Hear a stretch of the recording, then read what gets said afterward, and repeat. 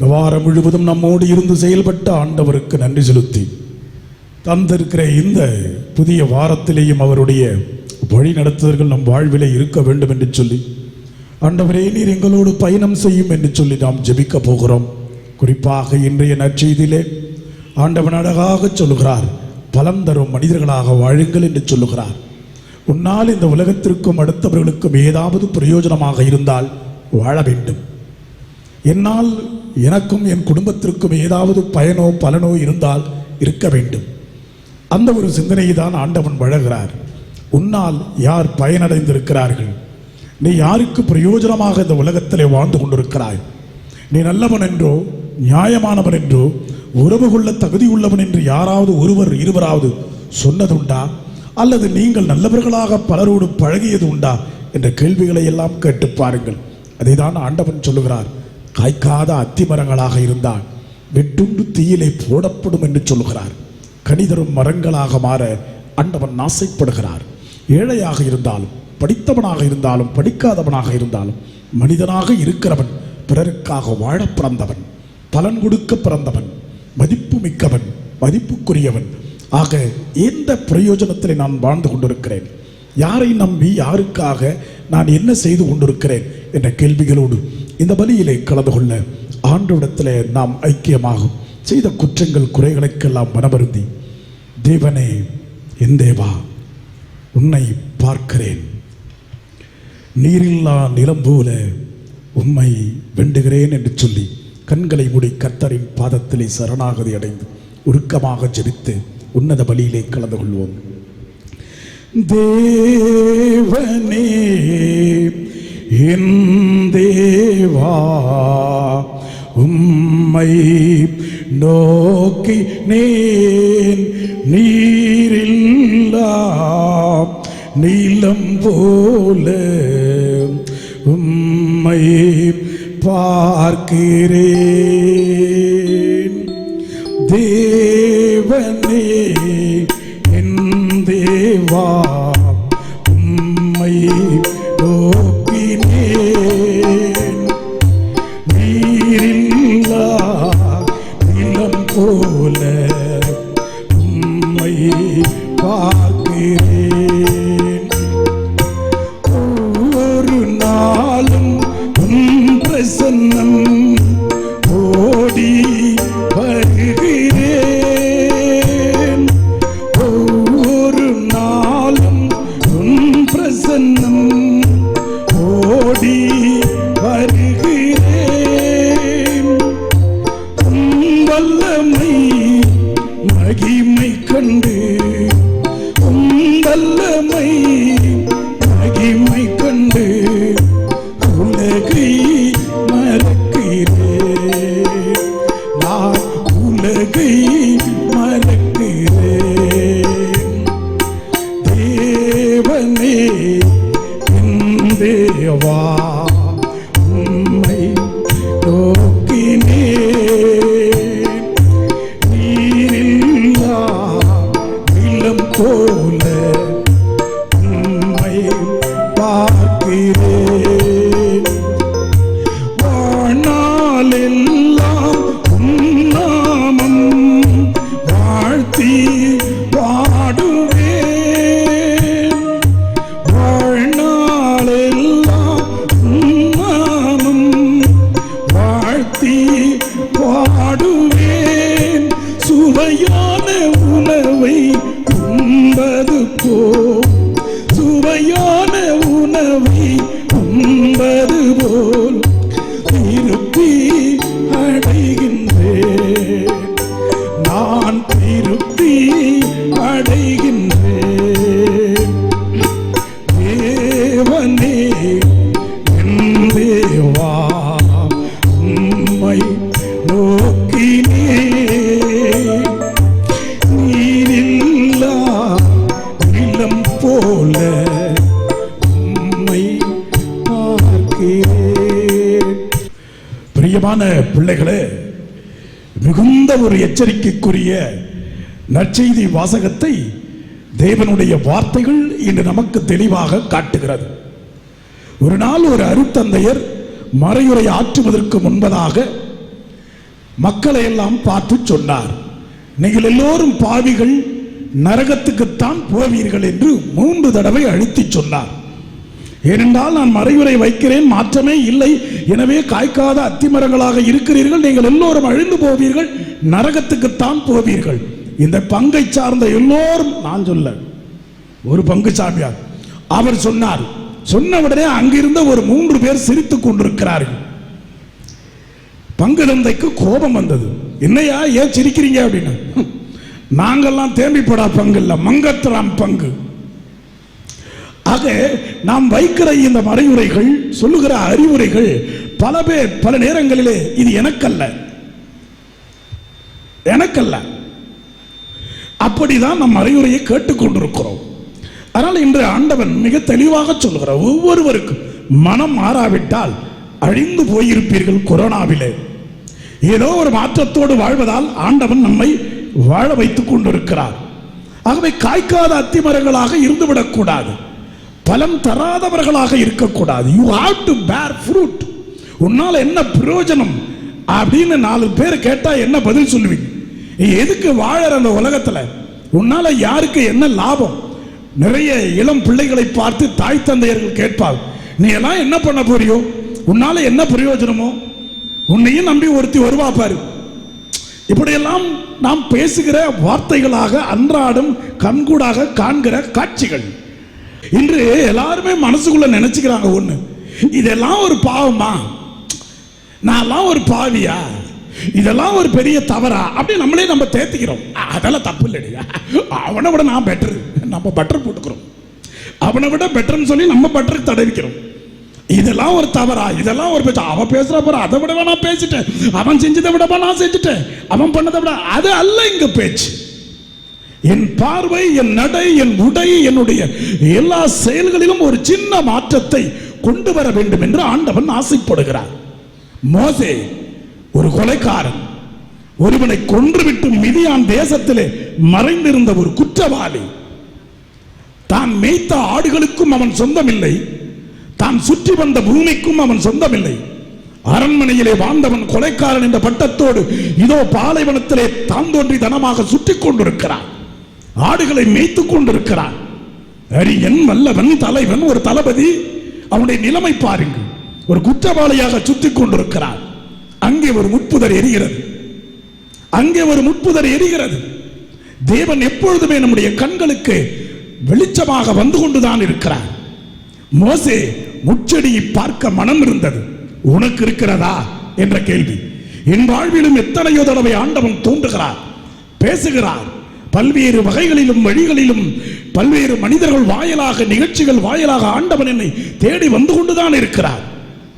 ஆகவேதான் நாம் பல நேரங்களில் கடன் வாங்குகிற பொழுது கடவுள் போல என்று சொல்கிறோம். கடவுள் போல என் வாழ்க்கையில் வந்தீர்கள், கடவுள் போல எனக்கு உதவி செய்தீர்கள், கடவுள் போல என்னை காத்தீர்கள் என்று கடவுள் போல என்று சொல்வதற்கு காரணம் என்ன?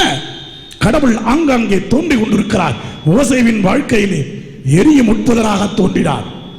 ஆடுகளின் மீது அக்கறை கொண்டுள்ள மோசே, நீயும் பல்வேறு அக்கறைகளிலே பல்வேறு வேலைகளிலே பிஸியாக இருக்கிறாய். இந்த ஆண்டவன் தோன்றுவதையோ வருவதையோ போவதையோ சொல்லுவதையோ கேட்க நேரமில்லை. I am busy, I'm too என்று சொல்லிக் கொண்டிருக்கிறோம். மோசே தன் பிஸியான ஷெட்யூல்ல அந்த ஆடுகளை விட்டு தன் கவனத்தை ஆண்டவன் பக்கம் திருப்புகிறார். எத்தனை பேர் எத்தனை தடவை நமது கவனத்தை ஆண்டவன் பக்கமாக, தேவனுடைய வார்த்தைகள் பக்கமாக, குடும்பத்தின் பக்கமாக திருப்புகிறோம், கணவனின் பக்கமாக திருப்புகிறோம். நீ எங்க அதிகம் கவனம் செலுத்துகிறாயோ அங்கே அழிவு நிச்சயம். ஆகவேதான் ஆண்டவன் சொல்லுகிறார், என்னை நோக்கி கூப்பிடு, என் பக்கம் இரு, என்னோடு இரு, நான் திராட்சை செடி, நீ அதன் கிளை, என்னோடு இணைந்திருந்தால் பலன் உண்டு என்று சொல்லுகிறார். இதை விட வேற என்ன வேண்டும்? ஆகவேதான் ஆண்டவன், தாய் தந்தையோ சகோதர சகோதரனையோ என்னை விட அதிகமாக நேசிக்கிறவன் எனக்கு உகந்தவன் அல்ல. அது ஏதாவது ஒன்று பற்றற்ற தன்மையை இறைவன் பேசிக் கொண்டிருக்கிறார்.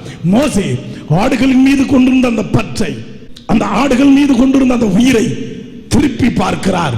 இதோ எரியும் முட்புதர். ஆண்டவன் மோசேயை பார்த்து சொல்கிறார், மோசே நீ நிற்கிறீர்கள். ஆக ஆண்டவனுடைய அழைப்பை மோசே ஏற்றுக்கொள்கிறார். ஆகவேதான் ஆண்டவன் அவனை ஆசீர்வதிக்கிறார். அந்த அழைப்பிலே தான் ஆண்டவன் பேசுகிறார். நீ என்னை யார் என்று கேட்டால் நானே இருக்கிற தேவன் என்று சொல். நாமே உயிர் வாழ்கிறவன். I am the existing God. I am who I am. நாமே நிற்கிறவன், நானே வாழ்கிறவன். I am ever present என்று சொல்கிறார்.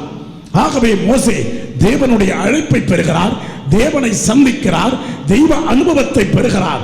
எனவேதான் அவர் ஒரு படை வீரனாக, போர் வீரனாக எங்கிருந்து துரத்தப்பட்டாரோ, எங்கு பயந்து ஓடினாரோ அந்த அரண்மனையிலே வீராதி வீரனாக, சூராதி சூரனாக அந்த பார்வோன் மன்னனுக்கு எதிராக ஒரு கோலை பிடித்துக் கொண்டு உயர்ந்து நிற்கிறார். தோலை நிமித்தி பாவிதான், கொலைகாரன் தான், மோசமானவன் தான்.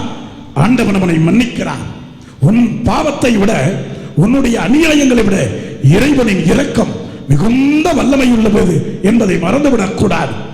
ஆகவே நான் முடவனாக இருக்கிறேன், ஊனமாக இருக்கிறேன், ஏழையாக இருக்கிறேன். நான் என்ன செய்ய முடியும் என் வாழ்க்கையில? நான் அத்திமரம் போல ஒரே இடத்துல இருப்பேன், பலன் தர மாட்டேன். என்னால் எதுவும் முடியாது, எனக்கு எதுவும் வராது, படிப்பும் வராது, திறமையும் இல்லை, பாடவும் முடியாது, ஆடவும் முடியாது, ஊர் சுற்றவும் முடியாது, எதுவும் என்னால் செய்ய. ஆனால் நான் உயிர் வாழ்வேன். இதுக்கு பேர் வாழ்க்கை அல்ல, உபத்திரவம். நீ இருக்க வேண்டிய இடத்திலே இன்னொருவன் இருந்தால் அவன் பலன் தருவான், பயன் தருவான். அதைதான் ஆண்டவன் சொல்கிறான். இதை பிடுங்கி விடு என்றால் இது இன்னொருவன் இருந்தால் பயன் தருவான் என்று சொல்லுகிறான்.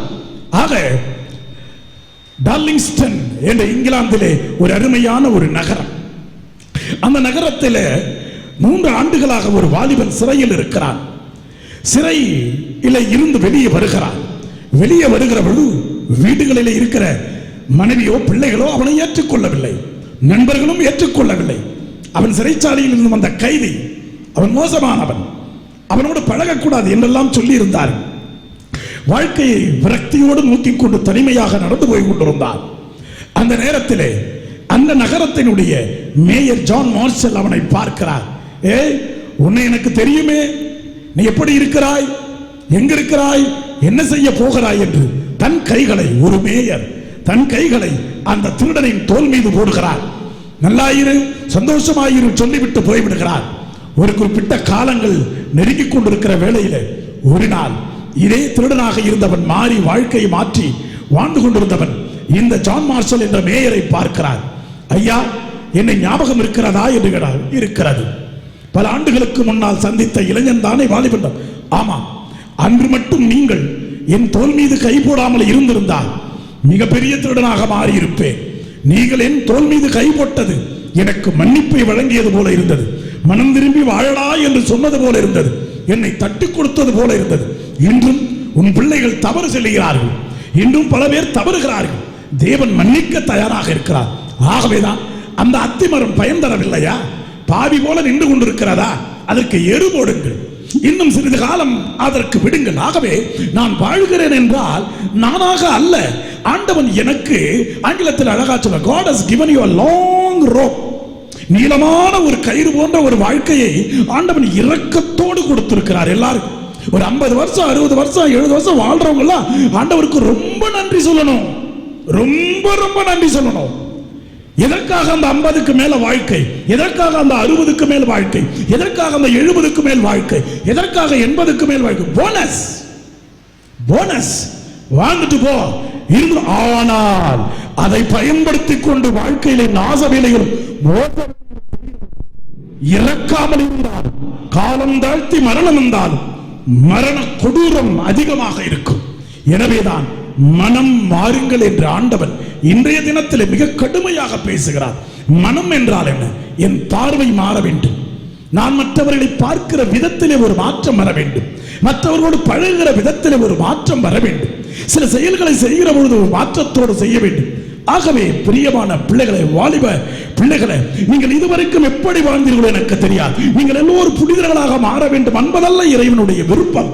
மனிதர்களாக, மனித தன்மை கொண்டு இன்று ரஷ்யா உக்ரைன் என்ற தேசத்தை அழித்துக் கொண்டிருக்கிறது. மனித நேயம் எங்கு போனது? எத்தனை குழந்தைகள் செத்துக் கொண்டிருக்கிறார்கள், எதிர்காலங்கள் பாழாகிறது, ஒரு நாடே அழிந்து கொண்டிருக்கிறது, மற்ற நாடுகள் வேடிக்கை பார்க்கிறது. எந்த நாடு முன்வந்து இந்த சண்டையை நிறுத்தவில்லை. மனித விமானம் எங்கு இருக்கிறது? மனித உயிர்களுக்கு மதிப்பு எங்க இருக்கிறது? அங்கே போடப்பட்ட குண்டுகள் பல வெடிக்காமல் இருக்கிறது. அந்த வெடிக்காமல் இருக்கிற குண்டுகளை தோண்டி எடுக்க வேண்டுமானால் 1000 ஆண்டுகள் ஆகும். அங்கே இருக்கிற கன்னி வெடிகளை எடுக்க வேண்டுமானால் பல ஆண்டுகள் ஆகும். இப்படியாக ஒரு தேசத்தை உருகுலைத்துக் கொண்டிருக்கிறார்கள். அங்கும் இங்குமாக மனித உயிர்களுக்கு பாதுகாப்பே இல்லை. ஏனென்றால் மனிதன் கரடு முரடாக மாறிக்கொண்டிருக்கிறார். சுயநலத்தை மட்டும் விரும்பி நடந்து கொண்டிருக்கிறார்.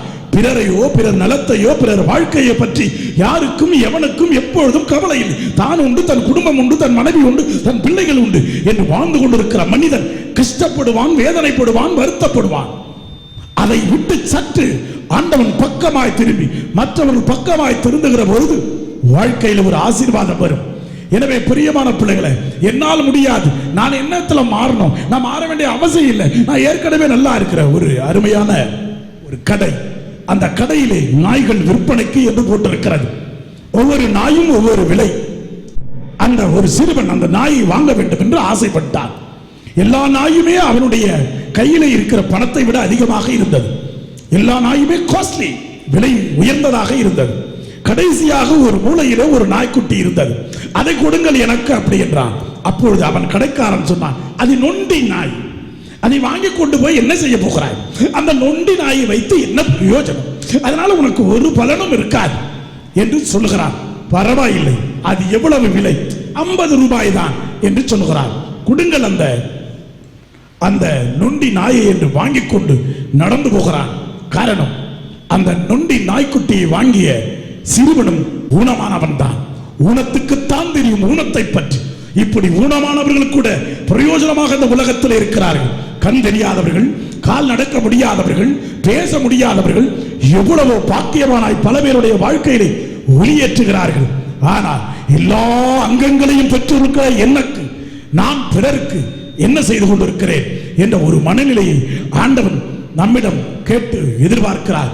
எனவே மோசே தன் நாடுகளை விட மனம் இருந்தது. தன்னுடைய அந்த மலைப்பாங்கான பிரதேசத்தை விடுவதற்கு மனம் இருந்தது. அந்த மீதியான் தேசத்தை விட்டுவிட மனம் இருந்தது. விட்டுவிடுகிற ஒருவனை தான் இறைவன் இரக்கத்தோடு மன்னிக்கிறார். விட்டு விடுகிற மனம் இருக்கிற ஒருவனை தான் இறைவன் இறுக அணைத்துக் கொள்கிறார். எனவே என் பேச்சிலே மாற்றம், கண்களிலே ஒரு மாற்றம், என் சிந்தனையிலே ஒரு மாற்றம், என் நடை உடை பாவனைகளிலே மாற்றத்தை கொண்டு வருவீர்களே ஆனால் நான் பலன் தரும் அத்திமரம் மட்டும்தான் வாழ்நாளிலே 12 மாதங்களிலே 10 மாதங்களும் கனி தரக்கூடிய ஒரே மரம் அத்திமரம். அந்த 10 மாதத்திலேயும் இது கனி தரவில்லை என்றால் இதற்கு என்ன வேலை இருக்கிறது இந்த உலகத்தில்? ஆகவே மனிதனாக இருக்கிற நீ 24 மணி நேரமும் கனி தர வேண்டும், பயன் தர வேண்டும், பலன் தர வேண்டும். உன்னால் யாராவது சொல்ல வேண்டும், இவனால் வாழ்கிறேன், இவனால் ஆசீர்வாதம் பெற்று, இவனிடம் பேசினால் நன்றாக இருக்கிறது, அவர் பக்கத்தில் உட்கார்ந்தால் சிரித்துக் கொண்டிருக்கலாம், அவரோடு பேசினால் மகிழலாம், இவனோடு இருந்தால் வாழ்க்கை ஆசீர்வாதமாக இருக்கும், அவனிடம் போனால் உதவி கிடைக்கும், அவள் இரக்க குணமுடையவள், அன்பானவள், பாசமான் என்று மனிதர்கள் உன்னை பற்றி சொல்கிறார்கள் என்றால் நீ மாறிவிட்டாய், மனிதனாக வாழ்கிறாய் என்ற அர்த்தம். எனவே நீங்கள் பலன் தரவில்லை என்றால் நீங்கள் அழிந்து போவீர்கள் என்ற ஆண்டவன் இறை அழைத்தல் மூலமாக அழைக்கிறார். பலன் தருவோம், பயன்படுவோம். ஆண்டவரின் இரக்கத்துக்கும் கருணைக்கும் நன்றி சொல்ல இதயத்திலே கைவத்து, இறைவா, நான் எவ்வளவு தவறினாலும் என்னோடு கூட நடந்து வந்தீரேப்பா. விழும்போதெல்லாம் கரம் நீட்டி புனிதப்படுத்தி ஆசீர்வதித்து அபிஷேகித்து என்னை காத்தீரே, நன்றி. நான் காது குளிர கேட்கிறேன். என்னோடு பழகியவர்கள் என்று இல்லை, என்னோடு உணவு உண்டவர்கள் என்னோடு இல்லை, என்னோடு பேசியவர்கள் என்னோடு இல்லை ஆண்டவரே. ஆனால் நீர் இருப்பதா நான் இருக்கிறேனே, நன்றி. எவ்வளவு பலவீனமான நேரங்கள், தொழிலிலே பல நேரங்களிலே விழுந்தேன், கணவனால் பல நேரங்களிலே கண்ணீர் விட்டு அழுதேன், மனைவியினால் பல நேரங்களிலே பல துன்பங்களுக்கு ஆளானேன்.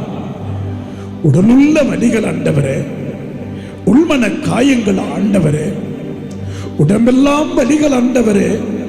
எத்தனையோ நோய்கள், எத்தனையோ ஆபத்துக்கள், எத்தனையோ விபத்துக்கள், சொல்ல முடியாத வேதனைகள், ரணங்கள், காயங்கள், அத்தனைக்கு மத்தியிலேயும் என்னோடு நடந்து வந்தீரேப்பா.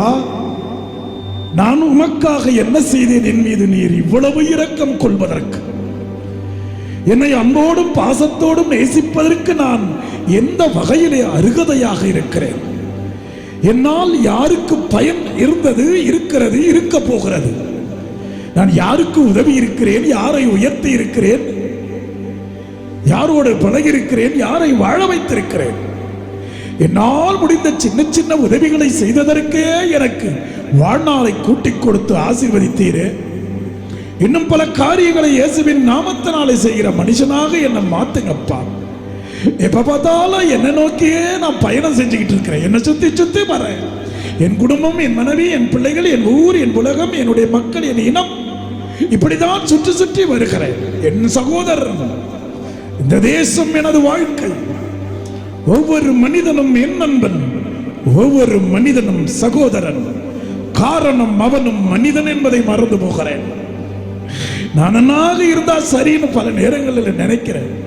எல்லாரும் நல்லா இருந்தா தானே ஆண்டவரும் என்ன நல்லா வச்சிருப்பார் என்றதை மறந்துட்ட ஆண்டவர்.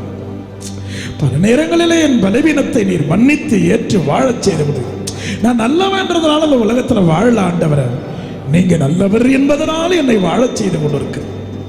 எனக்கு தெரியும் என் மனசாட்சி, நான் என்ன தவறு செய்து கொண்டிருக்கிறேன் என்பது எனக்கு தெரியும். எனக்கு மட்டும்தான் தெரியும்.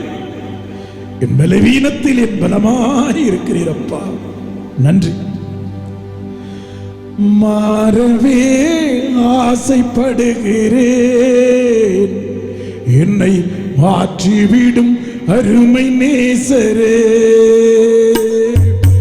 மாறவே ஆசைப்படுகிறேன், என்னை மாற்றிவிடும் அருமை நேசரே. என் சிந்தை மாறணும், என் செயல்கள் மாறணும், என் சிந்தனை மாறணும், என் செயல்கள் மாறணும், என் பேச்சு மாறணும், என் பெருமை மாறணும். என் பேச்சு மாறணும், என் பெருமை மாறணும். நடை மாறணும், என் உடை மாறணும், என் நடை மாறணும், என் உடை மாறணும், என் உள்ளம் மாறணும். ஐயா உம்மை போல என் உள்ளம் மாறணும். ஐயா உம்மை ரசிக்கணும், நான் உம்மை பார்க்கணும், ரசிக்கணும். நான் உம்மோடு இருக்கணும், நான் உமக்காய் வாழணும். நான் உம்மோடு இருக்கணும், நான் உமக்காய் வாழணும். மாறவே ஆசைப்படுகிறேன், என்னை மாற்றிவிடும் அருமை நேசரே. என் ஜெபம் மாறணும், என் துதி மாறணும். கணவரை ஆசீர்வதிங்க. என் கணவருக்கு நல்ல எதிர்காலம், நல்ல உடல்பலத்தோடு, மனபலத்தோடு, பணபலத்தோடு, பொருள்பலத்தோடு, ஆள்பலத்தோடு, மக்கள் செல்வாக்கோடு மக்கள் வளரும். ஆசீர்வதிங்க ஆண்டவரே, ஆசீர்வதிங்க ஆண்டவரே. பலப்படுத்துகிற ஆண்டவரே, தனிமையாக இருந்தால், வேதனைப்பட்டால், இந்த தனிமையிலே என்னை வாழ வைக்கிறேன். இந்த தனிமையிலே ஏதோ ஒரு ருசியை தருகிறேன். ஆசீர்வதித்ததற்காய் நன்றி, பலப்படுத்தியதற்காய் நன்றி. ஆமென்.